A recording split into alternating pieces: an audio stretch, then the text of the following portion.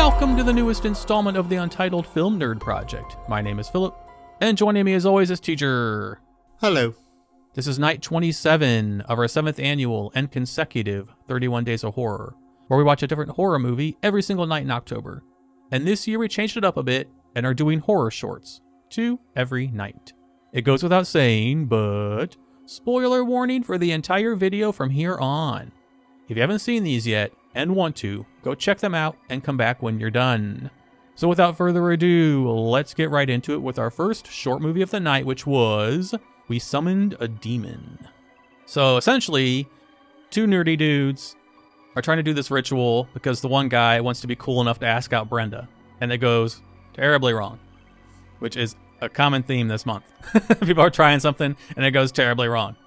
So first of all, Mr. Guy in Glasses, you don't need Brenda. I think you're sexy just the way you are. Fuck Brenda. Just wanted to throw that out there. Overall, much like the quote-unquote nerdy character, this was just cute. There's not a lot to say about it because they summon this demon. It's in the title, and then it just goes from there. I like that the demon was wearing a hoodie. Thought that was funny. I like that the demon agreed to not kill him because he was acting cool with everything that was going on. Like, that was so fucking dumb, but it worked. It was because like the whole thing is like tongue-in-cheek and like definitely not taking itself too seriously. Like, the demon makeup wasn't the best. He was wearing a fucking hoodie, as said. Clearly a guy in a mask. But they played it up so well. My favorite part, though, is that the 2 dudes played off of each other very well. The fact that they can never be on the same page, even with how they react to stuff. Like, when they first saw the demon's eyes light up and they say, "Who's that?" I don't know. What's up, man? Whatever, dude. Come on. What the fuck?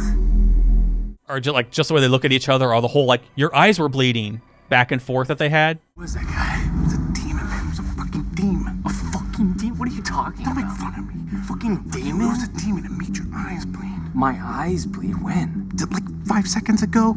Oh, you mean, when it, okay, that was going in my mouth. Or the whole, like, guess its name. When they're trying to guess its name, and he's just, like, rattling off all these fucking names in a row. It's a demon. Quick, guess his name. What? It'll give you power over him. Guess his name. Ronnie. Barry. Tawny. Gary. Donnie. Larry. Belphegor. It's not working! Like, the dialogue was so well written, and the actors were perfectly cast. The chemistry between them with that delivery and their reactions were spot on. This is one that I would not have worked without these 2 people, I don't think. Just the way they played off of each other.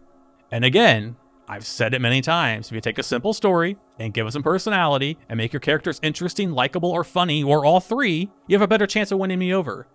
Yes, the CGI sucked. Yes, the effects weren't that good. But to me, that was part of the charm. Also, fuck Brenda. What about you? I definitely agree with everything. 1, dude is cute. Oh, he was so cute. 2, like you were saying, like, the effects on the monster was hokey. Yeah. But it was intentionally hokey. Yeah.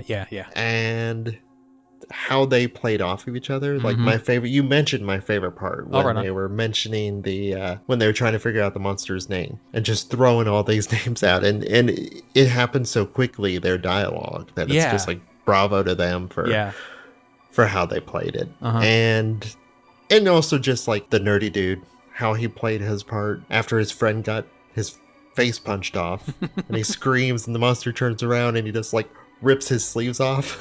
Yeah. It's like, I'm bad. Yeah. I forgot about that. Tacos? Yeah. Let's go get tacos. Yeah. But yeah, this was just very amusing pleasure for the month. Yeah. So yeah, agreed. All right, let's move on to the second horror short of the night, which was Intruders. So in this one, we get a couple stories about intruders. And they kind of play at the same time, somewhat. But we get a house that's just very much falling apart. Like, it still looks livable from the outside, but shit has gone to hell on the inside. We kind of get the mystery of what has happened in the house. And then we cut to a teenager in a high-rise. And he's using a telescope to kind of spy on people from building on the other side of the city, and he witnesses some shit that he probably wished that he hadn't seen. Oh yeah. And it's just these ghost entity type creatures, like, attacking people, and especially attacking anybody that sees them. So they see him and they go after him, and I liked how during that part he knew that it was coming. Yeah. but I couldn't do anything about it. Mm-hmm. Like for this one, for me, the thing that stood out the most to me was the creature design. I liked how tall they were. Right. And because it really separated it from being like something human. Very much inspired by the short Mama. Mm-hmm. Mm-hmm. Yeah, I can see that. I really dug that part. And then we cut back to the house that we started at. Mm-hmm. And we get someone breaking into the house. And they're just kind of trying to figure out what has happened in there. Right. For me, the main story of these two that stood out the most was the high-rise one. But yeah, I enjoyed this one. It was fairly short, and I think the thing that won me over the most was the creature design. Right on. So, your thoughts? This one threw me for a minute after it was over, because normally we watch a cohesive story told in one short. But this wasn't that. This was two stories, independent of each other, that simply apply to the title of the short. As you said, we have Intruders, plural. Like you, of the two, I like the apartment one better. I like the idea of a peeping Tom looking into the wrong window, and it stayed with it the entire time. Like the thing running across the lawn or whatever, and then up to the apartment, and then the end. You just see the fucking creature run across the lawn, go underneath, hear it going up the steps, hear it come down the hall, and you're like, oh shit. And as you said, you couldn't do anything. You know, you're stuck in this high rise. I like this one better. It was just more of a satisfying tale to me.